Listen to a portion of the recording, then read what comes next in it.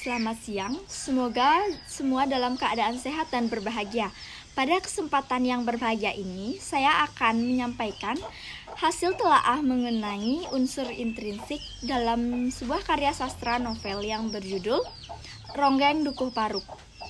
Nah, sebelumnya, perkenalkan nama saya Made Tresya Gayatri Putri, nomor absen 19 dari kelas 12 MIPA 1.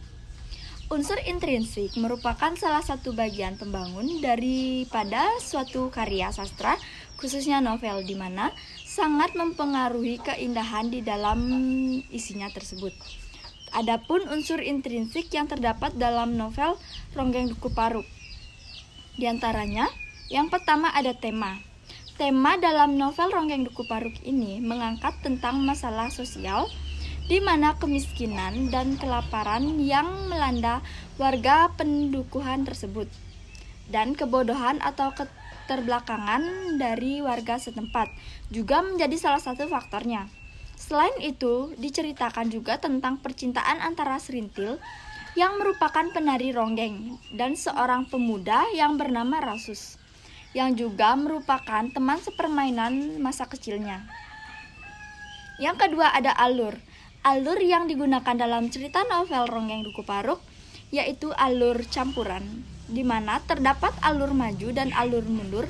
Terbukti pada ceritanya sekilas balik kejadian atau peristiwa yang sudah lama, seperti kejadian tempe bongkrek 11 tahun yang lalu menimpa keluarga Serintil.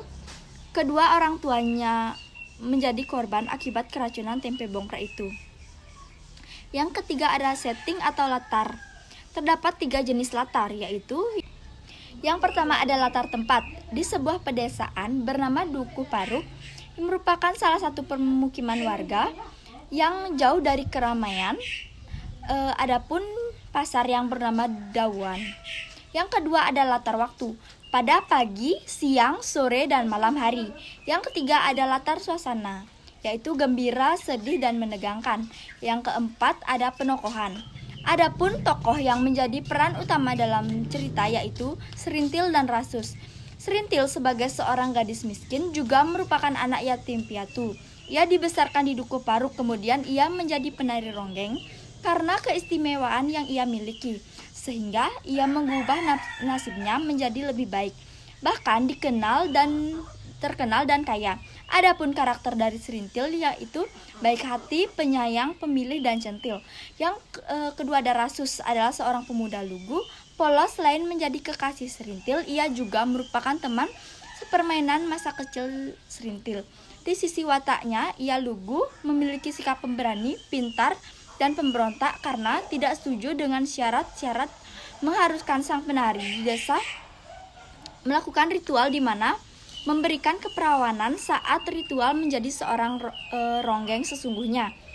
Apalagi yang mengalaminya adalah Serintil. Yang kelima ada gaya bahasa. Gaya bahasa yang terdapat dalam novel Ronggeng Dukuh Paruk yaitu majas, personifikasi, dan hiperbolisme. Majas personifikasi merupakan gaya bahasa perumpamaan benda mati seolah-olah hidup seperti manusia. Yang kedua ada majas hiperbolisme, merupakan gaya bahasa yang dimana melebih-lebihkan atau membesar-besarkan suatu hal yang sebenarnya tidak terjadi atau tak masuk akal. Yang keenam ada amanat. Amanat dari pengarang cerita novel Ronggeng Dukuh Paruk yang dapat kita ambil yaitu yang pertama, jangan suka membicarakan keburukan orang lain. Yang kedua, jangan pernah menaruh rasa iri atas kesuksesan orang lain. Yang ketiga, janganlah mau menyerahkan keperawanan hanya untuk mendapatkan sesuatu yang kita inginkan seperti tokoh Serintil. Nah, demikian presentasi dari saya. Atas perhatian saya mengucapkan banyak terima kasih. Sekian.